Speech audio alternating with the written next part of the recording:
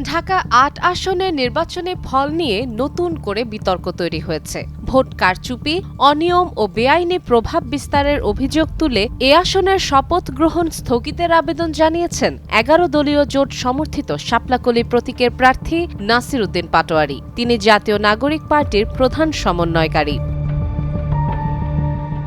১৪ ফেব্রুয়ারি শনিবার প্রধান নির্বাচন কমিশনার বরাবর লেখা তার আবেদনপত্র নির্বাচন কমিশনে জমা দেন এনসিপি নেতা কাজী ফখরুল ইসলাম।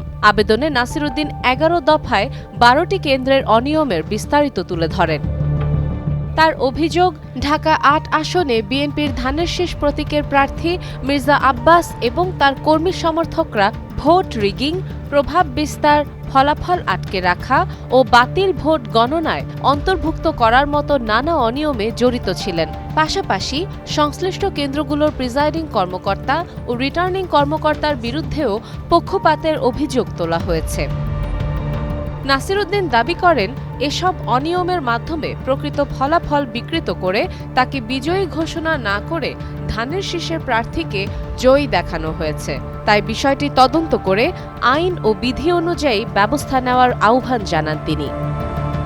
উল্লেখ্য, ত্রয়োদশ জাতীয় সংসদ নির্বাচনে ঢাকা ৮ আসনটি শুরু থেকেই আলোচনায় ছিল। গত ১২ ফেব্রুয়ারির ভোটে মির্জা আব্বাস ৫৭,০৯২ ভোট পেয়ে বিজয়ী হন। তার নিকটতম প্রতিদ্বন্দ্বী নাসির উদ্দিন পাটোয়ারী পান ৫১,৩৯৬ ভোট। সাদিয়া ইসলাম, টাইমস টুডে।